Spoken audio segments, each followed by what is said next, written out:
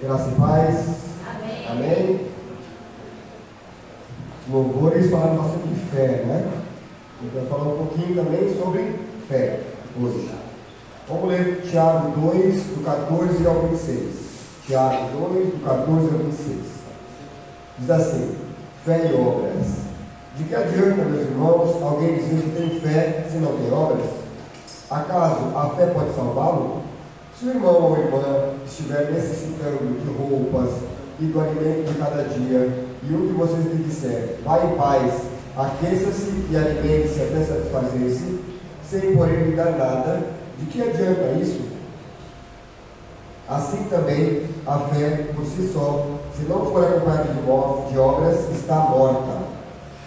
Mas alguém dirá, você tem fé, eu tenho obras. Mostre-me a sua fé sem obras, e eu te mostrarei a minha fé pelas obras. Você crê que existe um só Deus? Muito bem. Até mesmo os demônios creem e tremem. Insensato. Quer certificar-se de que a fé sem obras é inútil? Não foi Abraão, nosso antepassado, justificado por obras, quando ofereceu seu filho Isaque sobre o altar? Você pode ver que tanto a fé como as obras estavam atuando juntas. E a fé foi aperfeiçoada pelas obras. Cumpriu-se assim a escritura que diz: Abraão creu em Deus, e isso lhe foi creditado como justiça, e ele foi chamado amigo de Deus. Vejam que uma pessoa é justificada por obras, e não apenas pela fé. Caso semelhante é o de Raabe, a prostituta. Não foi ela justificada pelas obras, quando acolheu os espias e os fez sair por outro caminho? Assim como o corpo sem espírito está morto, também a fé sem obras está morta. Amém? Vamos falar hoje sobre fé e ação.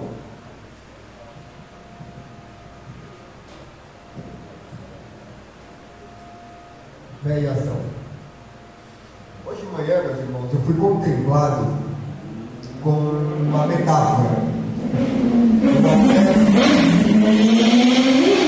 Essa metáfora fez tanto sentido para mim, que foi fruto da minha mensagem de reflexão diária e foi a base da ministração de hoje. O que diz essa metáfora? Ela diz assim, quando você pede para Deus para vencer uma maratona, Ele te envia um par de tênis e não uma medalha. Eu vou repetir. Quando você pede a Deus para vencer uma maratona, Deus te envia um par de tênis e não uma medalha. Isso me fez refletir bastante, irmão, sobre fé e realizações. Ora, se eu creio e nós cremos em um Deus onipotente, significa dizer que a gente crê em um Deus que pode tudo, verdade? Sim ou não? Não só pode tudo, como detém todo o poder. Quem crê nesse Deus onipotente? Acho que todos nós. Logo, meus irmãos, eu posso crer em um Deus que cumpre promessas e realiza milagres. Podemos crer nesse Deus que cumpre promessas e realiza milagres? Isso é verdade, não é? Mas crer em um Deus todo-poderoso não nos invalida do processo. Eu vou repetir isso porque isso é muito forte. Crer em um Deus todo-poderoso não nos invalida do processo. Eu vou explicar para vocês. Deus, Ele pode tudo, mas Ele não vai fazer a parte que nos cabe. Deus pode tudo, mas Ele não vai fazer a nossa parte. Quer um exemplo? Deus abriu o mar para o povo passar? Deus abre o mar para o povo passar. Mas quem passa é o povo. Deus não teletransportou as pessoas de um lado ao outro. Ele abriu o mar, Ele fez o milagre, Ele mostrou todo o seu poder. Mas a decisão de ficar parado e esperar ser capturado pelos egípcios, ou ultrapassar aquele caminho que Deus colocou e abriu, era exclusivamente daquele povo. Deus não fez a parte deles. Deus mandou maná do céu? Sim, Deus mandou maná do céu. Operou esse milagre no meio do deserto. Mas ele comeu pelas pessoas? Não. Deus manda o maná, mas se você não come, não tem a ação de receber o maná e comer, o maná vai apodrecer. É assim. Deus oferece a salvação para mim e para você? Sim. Ok. Mas quem escolhe ser salvo? Eu e você. Deus nos oferece a salvação através de Cristo Jesus, mas nos dá a liberdade de aceitar ou não a salvação. Deus não escolhe por mim e por você. Logo, Deus não faz a parte que cabe a mim e a você. Você compreende isso? Essa reflexão, meus irmãos, ela gerou em mim outras reflexões, e eu compartilho com vocês. A primeira delas: as bênçãos são construídas. Difícil? As bênçãos são construídas. Como? Como é que a gente constrói bênçãos? Com fé, acreditando, com dedicação, com força, com persistência. Sim, meus irmãos, porque tem bênção que demora anos para chegar na nossa frente, diante de nós. Nós temos que persistir na fé, nós temos que persistir no objetivo, temos que persistir no foco. Então as bênçãos, elas são construídas com fé, com dedicação, com força, com persistência, com coragem. Você precisa ter coragem para atravessar o mar que Deus abriu. Você precisa acreditar, mas precisa ter coragem para agir, para fazer por onde.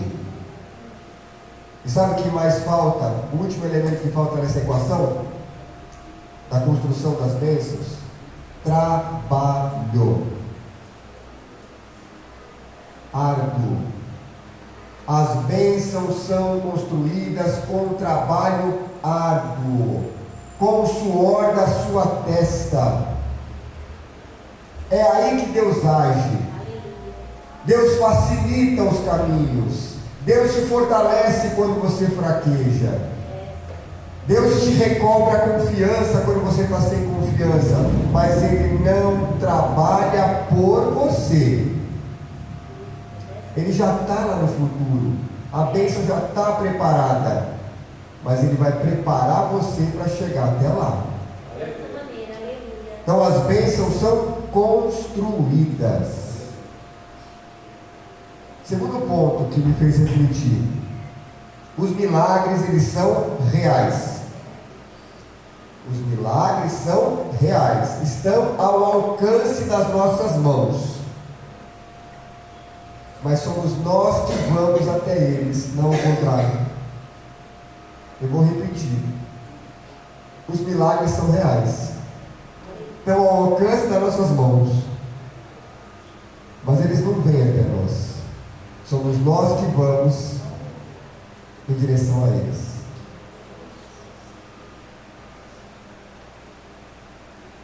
Terceiro ponto de reflexão está aqui em Tiago 2,26.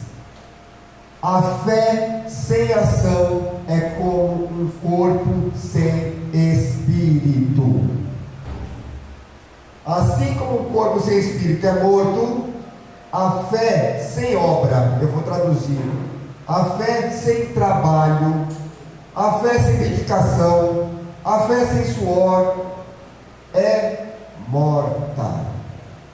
De que adianta você acreditar em algo e não sair da sua zona de conforto? Pensa comigo. De que adianta você achar que é possível, você crê em seu coração que é possível, você não dá um passo em direção ao que você pediu a Deus? Quantas orações vocês já fizeram e parece que você não é ouvido? Essa noite a gente vai desmistificar isso. Você é ouvido. Você foi ouvido. Só que talvez você não fez a tua parte ainda. Muito provavelmente você está esperando o maná cair do céu, mas não está indo em direção a ele. Você está vendo os cavalos selados passando diante de você, mas você não monta. Já usei outras pregações, mas peço perdão pela repetição para quem já ouviu. Para quem não ouviu, é legal essa história. Um náufrago, o barco dele vai à deriva, naufraga, e ele está ali, desesperado, as ondas batendo, ele grita e clama a Deus: Deus, salva minha vida, Deus, salva, Senhor. Aí passa um barco para resgatá-lo, e aquele homem diz: não, Deus vai me salvar. E o barco vai embora. E ele continua naquela agonia, as forças se esvaindo, vem um barco ainda maior. Os marinheiros gritam para ele que vão salvá-lo, e ele diz: não, Deus há de me salvar. Como última alternativa, vem um helicóptero, joga a escadinha para ele, e ele recusa pela terceira vez. As forças se acabam, aquele homem submerge, morre afogado. Ao chegar no céu, ele questiona Deus: Deus, eu orei, eu clamei, eu gritei para que tu me salvasse, mas não deu certo, a salvação não veio. Deus então responde para ele: eu tentei 3 vezes, eu te mandei um barco, eu te mandei um barco maior, e no final eu te mandei um helicóptero, você não aceitou nenhuma das salvações, nenhuma das alternativas de salvação. Quantas vezes Deus opera em nossas vidas, nos dá as ferramentas, mas a gente não quer trabalhar. A gente pede a Deus uma casa. Deus então manda o material de construção, mas você não constrói a casa. Você reclama que Deus ainda não te deu a casa. Aí Deus manda pessoas diante de você para te ajudar a construir a casa, já que você não consegue construir sozinho. Você vai lá e reclama porque Deus não te deu a casa. Quantas vezes a gente age assim, meus irmãos? Muitas vezes. Então a fé sem ação é como um corpo sem espírito. Quarto ponto de reflexão: o agir de Deus vai muito além do nosso entendimento, pois Ele conhece cada coisa antes de que a gente sonhe ou projete qualquer coisa na nossa vida. Sabia que antes de você sonhar, almejar algo em seu coração, Deus já conhece, Deus já sabe. Antes mesmo de você pedir, Ele já sabe. Mas Ele espera que você peça. Ele espera uma atitude minha e sua. Mas não é só a atitude de pedir. Ele espera de nós a ação, a nossa parte, o passo, a intenção. É isso que Deus espera de mim e de você. Essa frase que eu vou falar agora é forte, meus irmãos. Deus não é mordomo.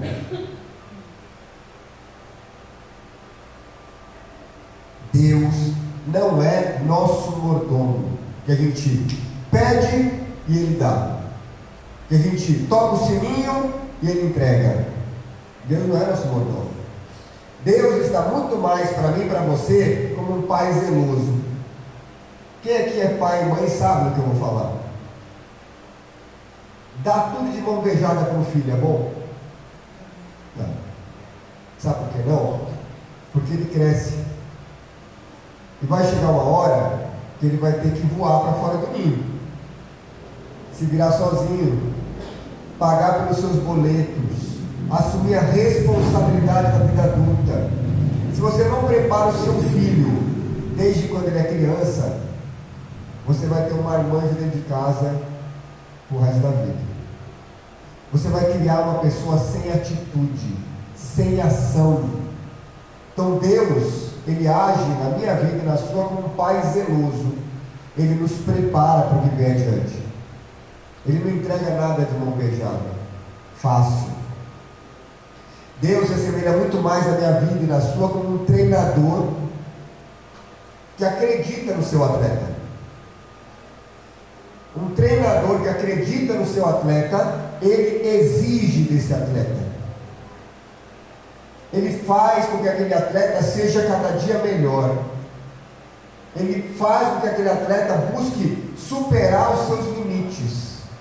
É assim que Deus faz comigo e com você.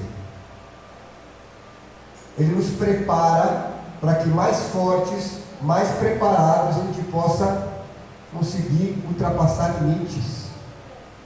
Deus, Ele age como um professor que exige daquele aluno que o professor sabe que pode entregar mais. Um professor, um bom professor, que conhece a sua turma, ele sabe quais são os alunos que ele consegue exigir mais, e aqueles que, se ele exigir, vão espanar. Ele sabe. No ambiente corporativo, nas empresas, um bom gestor, ele conhece a sua equipe. Ele sabe quem ele vai colocar mais responsabilidade, porque consegue entregar. E às vezes aquele que não coloca mais responsabilidade não entende, não consegue entender. Ué, por que eu tenho que fazer o trabalho de 2, de 3? Porque você entrega. Glória a Deus por isso. Não reclame disso. Se você está sendo mais exigido é porque você entrega. Meu sócio majoritário na minha empresa, ele tem uma frase que eu gosto. Na época das vacas magras, a gente aceita o Horácio. Quem lembra daquele personagem da Turma da Mônica, o dinossauro Horácio? Qual a característica do Horácio? Ele tem o braço curto, não é assim?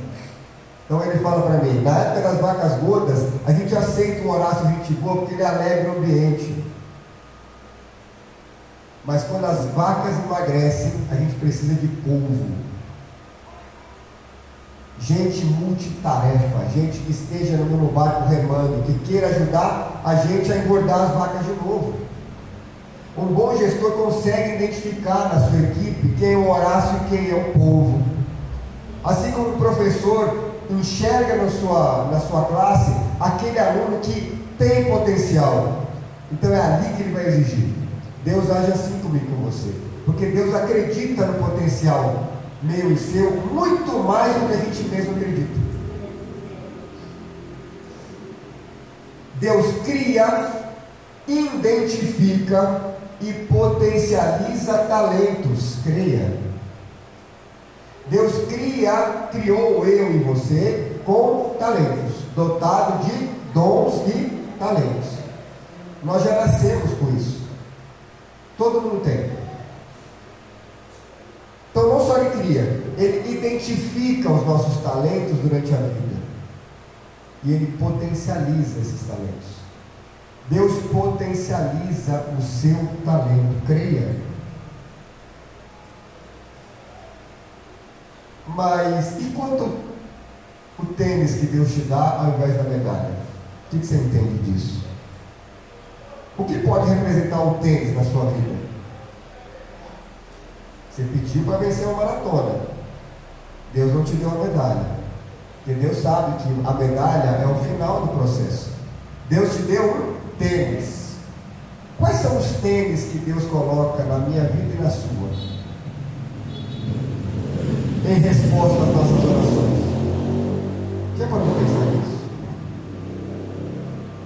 vou ajudar vocês nessa reflexão. Um conselho inesperado pode ser um tênis que Deus está te dando? Pode. Estou em dúvida de algo. Não sei por onde sair. Aí eu peço a Deus que Deus me dê a resposta. Aí vem aquele conselho inesperado de quem você não esperava. Do nada. Pode ser um tênis que Deus está te dando para chegar onde você quer? E uma derrota dolorosa, mas que desperta. Quem aqui já sofreu derrotas? Todo mundo, né? Ontem minha filha estava participando de uma competição na escola. E aí o time dela venceu, foi aquela alegria. Mas aí os dois times foram perfilados assim para receber, né, as medalhas, o primeiro lugar, o segundo lugar. Aí eu vi a alegria do time da minha filha e comecei a olhar para o outro. Crianças da minha idade, né? De 9 anos. Chorando. Elas choravam, frustradas, né? E eu conversando com o pai de uma amiga da minha filha falando disso. O esporte traz essas lições, né? As derrotas. Vitórias e derrotas. Hoje você está feliz, porque você venceu. Nossa, eu venci. Mas quantas derrotas a gente tem também? O esporte traz isso. Quantas derrotas? Eu fico pensando naquelas crianças que perderam ontem. Quais foram as lições que elas tiraram? Além da frustração e da tristeza por ter perdido. Algumas delas, que era um grupo, né? Devia ter umas 10 crianças ali. Algumas delas eu imagino que levam aquela marca, aquela revolta. Puxa, eu queria tanto ganhar. Outras usam como combustível. E assim a gente faz na vida adulta também. Tem derrotas que nos frustram, nos fazem desistir. Mas tem derrota que nos serve como combustível. Eu perdi hoje, mas amanhã eu ganho. Então uma derrota dolorosa, mas que desperta. Pode ser os tênis que Deus te deu. Acabei de falar de gestão de empresa, né? Quem aqui já teve um chefe difícil? Levanta a mão. Pois é. O chefe difícil é difícil.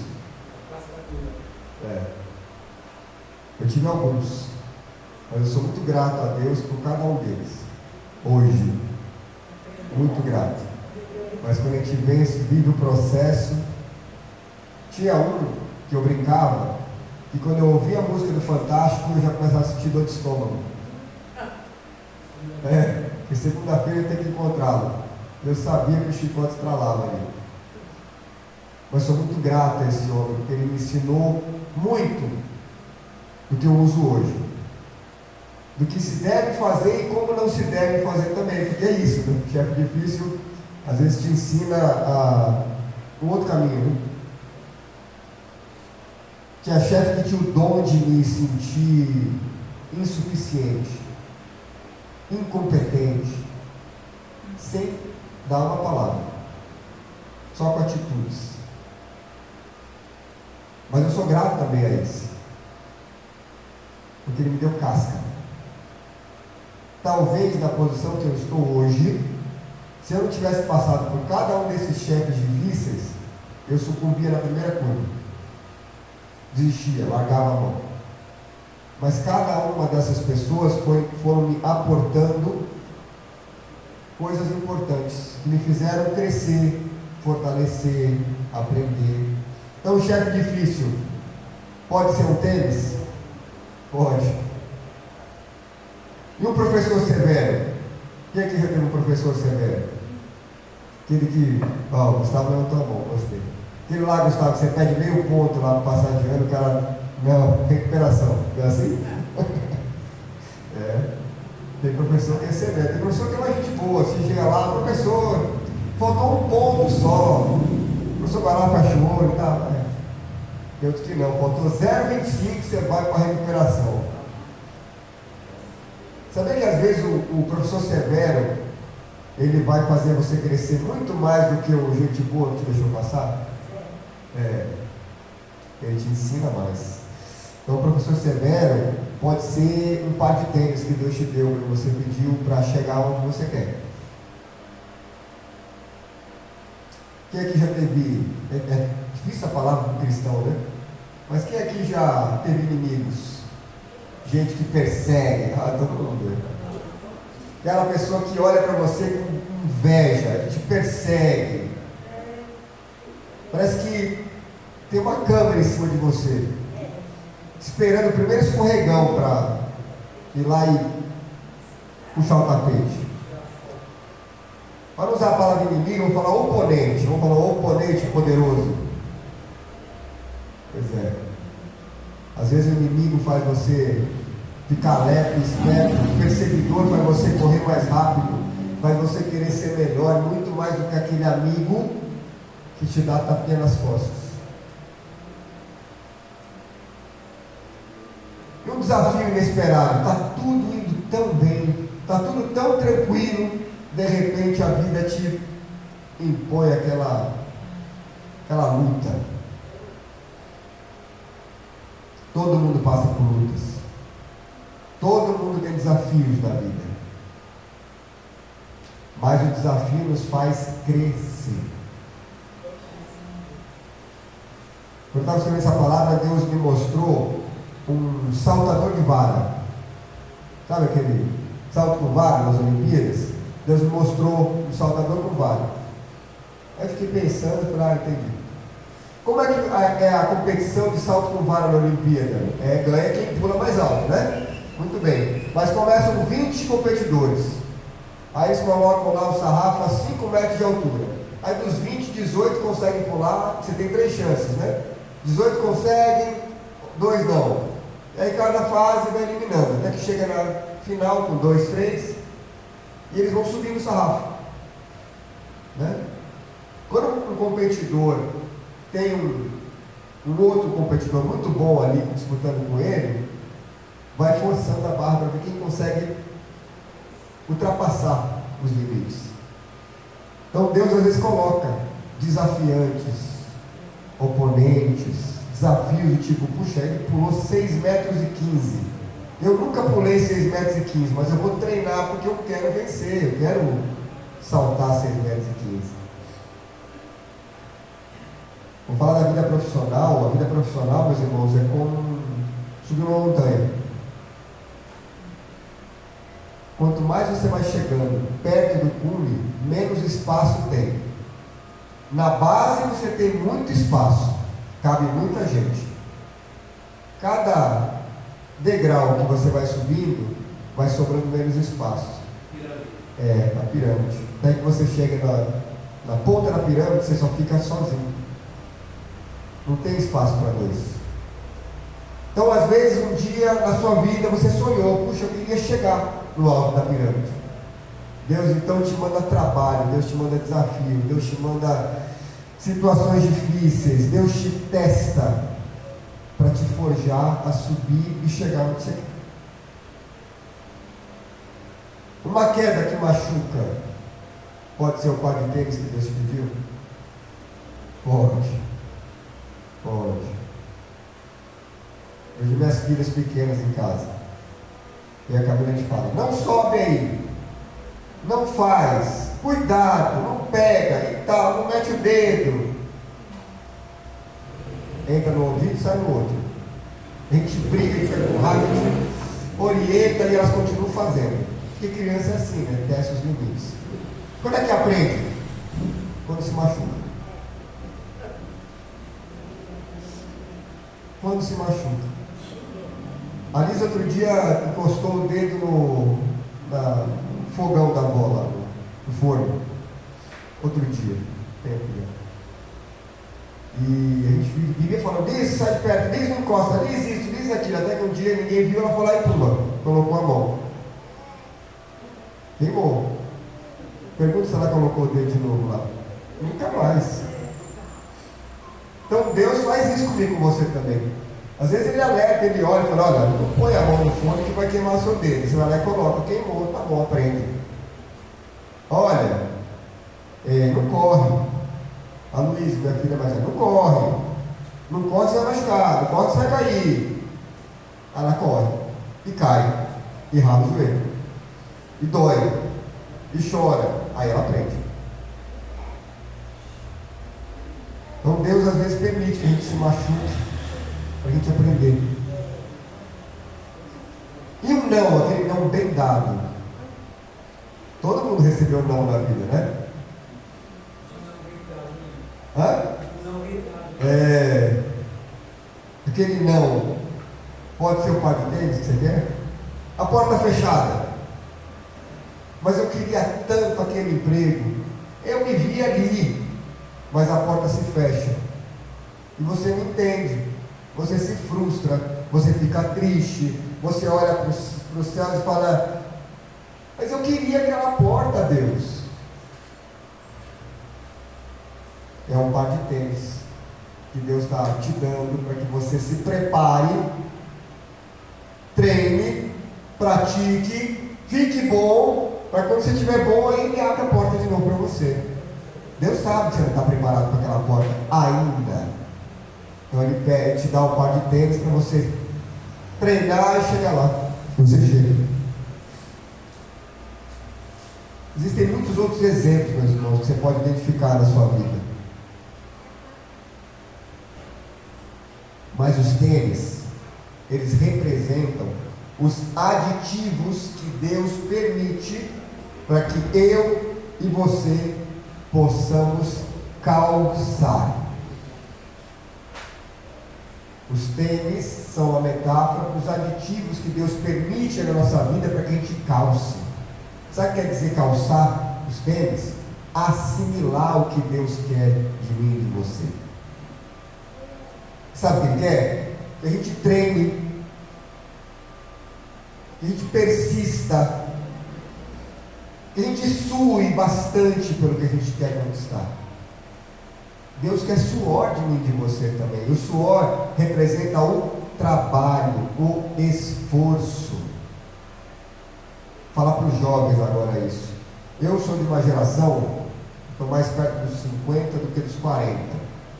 Eu sou de uma geração que, para eu conquistar algo, eu fui criado assim pelo meu pai, pela minha mãe.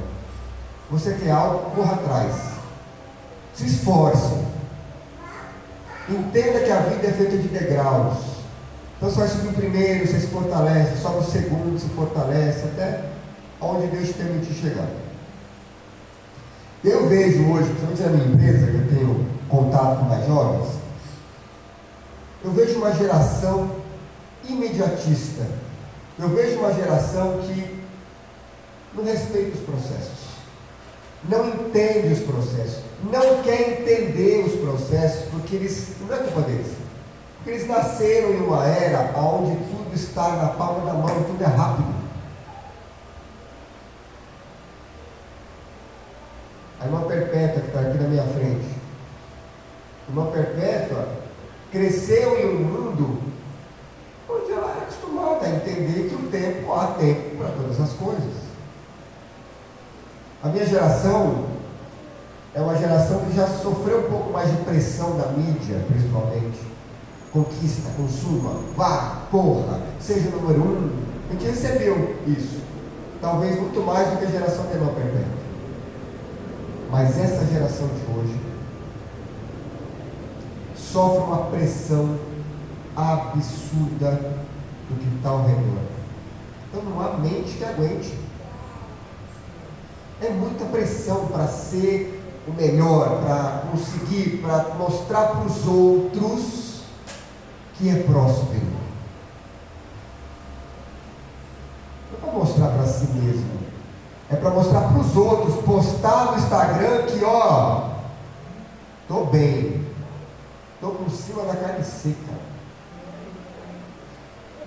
Muito mais do que conquistar pelo esforço. Esperar o momento certo de cada coisa. O processo, viver o processo.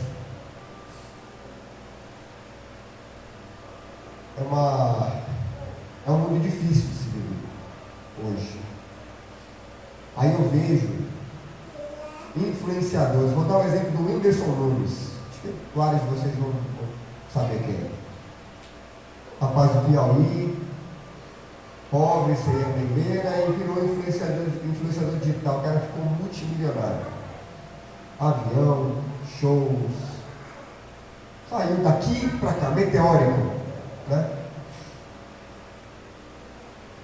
Umas semanas atrás veio a notícia de que o Whindersson avisa os seus fãs que está se internando em uma clínica de reabilitação.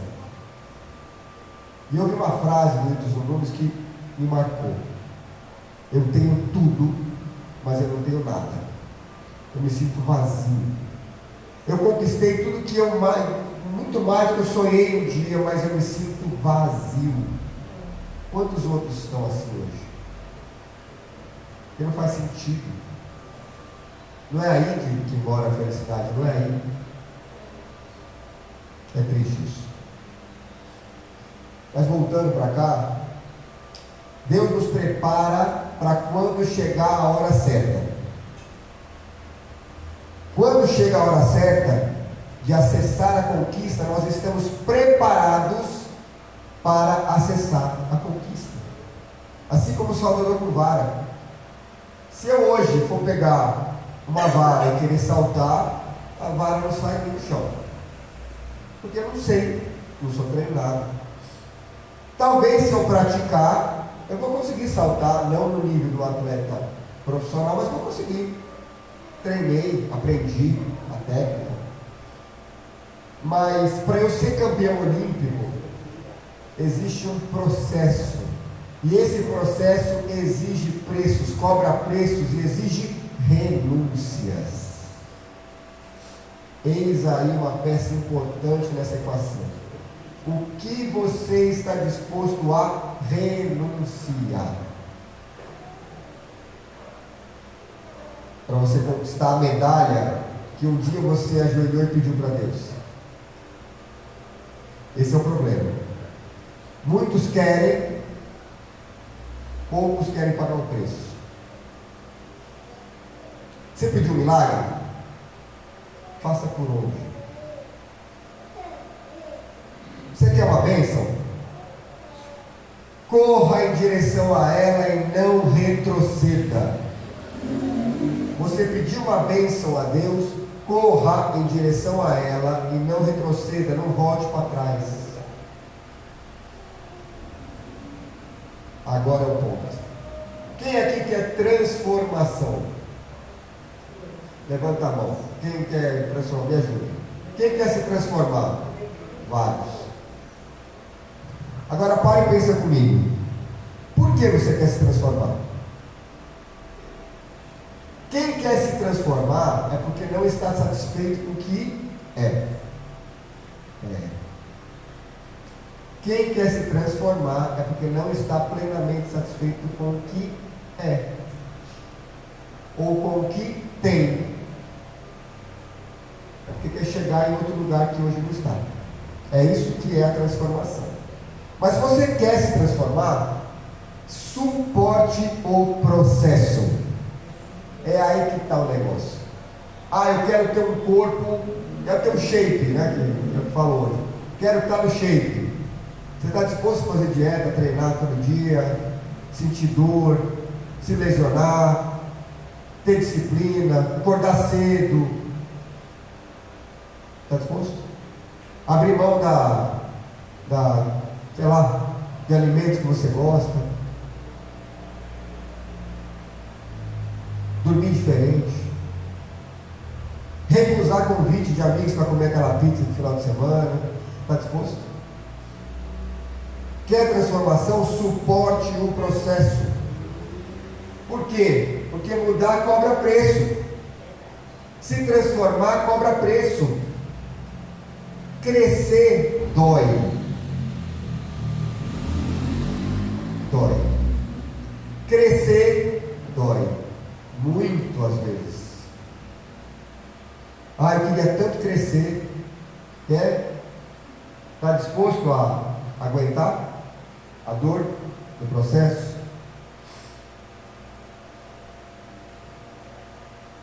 Se transformar, meus irmãos, cria sofrimento no processo. Quando você decide se transformar, você cria sofrimento. Imagina uma cebola. Você vai tirando a casca da cebola, até acessar o que é, né? Que você precisa, que é o que está dentro. Não é assim? Muito bem. Se imagine então como uma cebola. Você quer acessar o que você tem de Deus te dotou, o que você é de fato. Está disposto a sentir a dor de tirar aquelas camadas que foram acumuladas durante a vida e que te deixam tão confortável?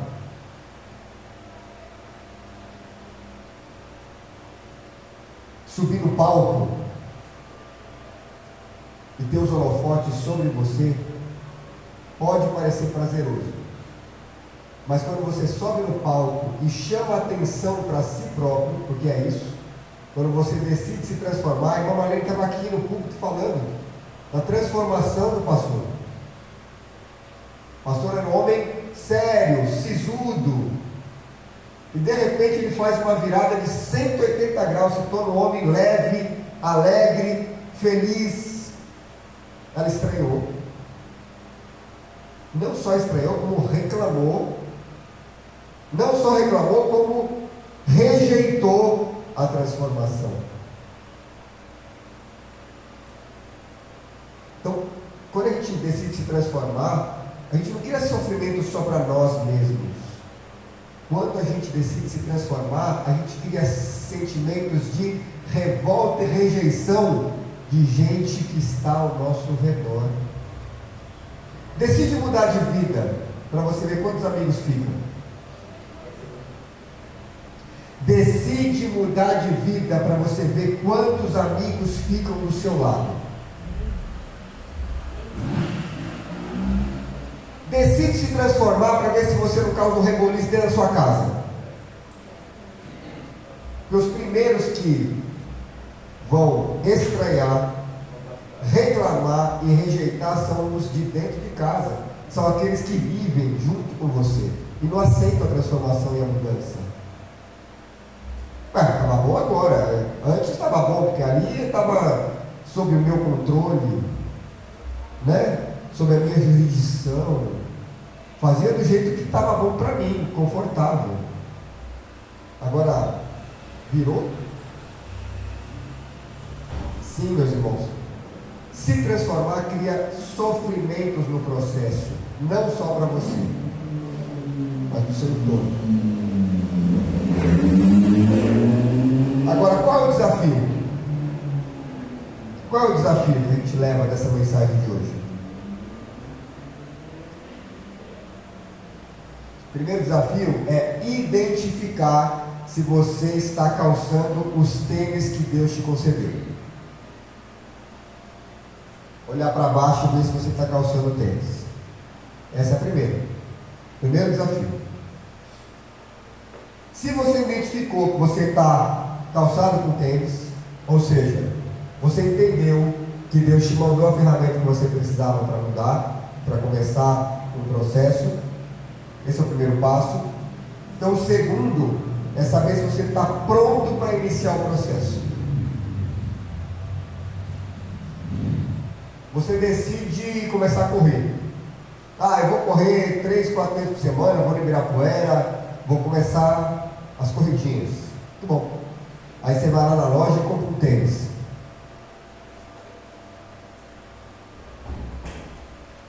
Já está garantido que você vai fazer a corrida? Claro que não. Você compra o tênis pode ficar no armário, ou você pode calçar e ir para o Ibirapuera. A decisão é sua. Então, calçar o tênis não representa a mudança. Deus te concede os tênis, você pode colocar o tênis no armário ou usá-los. Mas saber se você está pronto para começar o processo, aí é o que é. Processo do quê? De buscar o que você mesmo pediu. Você está pronto para buscar o que você mesmo pediu a Deus? Sim ou não? Deus já te ouviu e eu vou te comprovar. Se você já pediu algo para Deus, Deus já te ouviu. E eu tenho como comprovar. E não só já te ouviu, como Deus está pronto para entregar se você for buscar. Sabe o que você pediu para Deus? Ele já te ouviu e já está preparado. Mas você tem que ir lá buscar. Não é um delivery. Deus preparou, está no balcão lá, esperando você ir lá buscar. E eu vou te comprovar, sabe aonde? Na palavra. Vamos lá, Mateus 7, do 7 ao 12. E aí eu termino.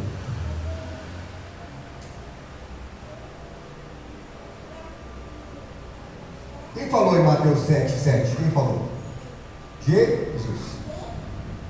Peçam e será dado a vocês. Peçam e será dado a vocês. Busquem e vocês encontrarão. Batam e a porta será aberta a vocês. Pois todo aquele que pede, recebe. Vou ler de novo. Alguns, poucos, e disse Jesus: todo aquele que pede, recebe. O que busca, encontra. E aquele que bate, a porta será aberta. Qual homem do meio de vocês, se o filho pedir pão, lhe dará uma pedra? Ou se pedir peixe, lhe dará uma cobra?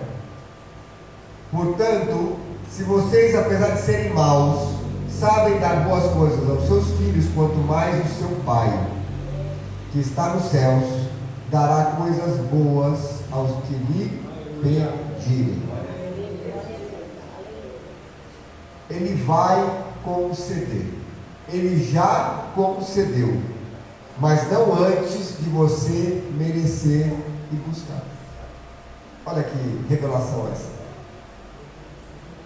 Sabe aquela oração que você fez no seu carro ou no seu quarto, sozinho? Sabe aquele pedido que você fez para Deus? Ele já escutou. Ele já preparou. Mas Ele não vai te entregar enquanto você não estiver pronto para receber. É assim que funciona. É assim que funciona. Minha filha me pede um cachorro. Nos pede um cachorro. Eu digo para ela, não. Ela, poxa papai, mas todas as minhas amigas têm, e eu quero um cachorro, porque eu vou cuidar, porque eu vou fazer isso, eu vou fazer aquilo. Eu falei, sim. No tempo certo você vai ganhar um cachorro. Ainda não é tempo. Sabe por quê? Porque quem vai cuidar sou eu e a mãe dela. E eu não quero. É verdade. A Patrícia riu ali, o que é isso?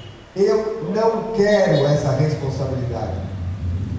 Então, se ela quer, ela precisa estar responsável e madura para cuidar de uma vida. Porque o cachorro não é um brinquedo, eu digo a ela. Que você brinca, cansa e deixa de lado. Não. Ele vai virar um membro ali da sua família, você vai criar carinho, vai criar amor no bicho, e ele vai ficar contigo até o dia da morte dele. Assim Deus também deve fazer comigo e com você. Pai, eu quero um cachorro. Quando você estiver pronto, você vai ter. Você ainda não está pronto. Mas eu não vou desamparar você. Eu vou te preparar para que você chegue lá. Mas a sua parte eu não faço. O seu trabalho eu não faço. O seu esforço é seu esforço. Você precisa buscar aquilo que você me pediu e eu já preparei. É assim. Amém, meus irmãos? Então que Deus abençoe a cada um. Faça por merecer. Busque a sua bênção. Vá atrás. Uma Perpétua é um exemplo para mim. 87 anos, né, Bibi? 87 anos e está aí, ó. A irmã ali do lado também, que ela está levantando a mão. Enquanto houver vida, enquanto houver saúde, ainda é esperança, ainda é tempo de sonhar, ainda é tempo de buscar e realizar. É isso, é muito bonito ver isso em vocês. E que Deus ainda conceda anos de vida para vocês, que vocês possam realizar ainda mais e ser um exemplo para cada um de nós. Amém, pastor?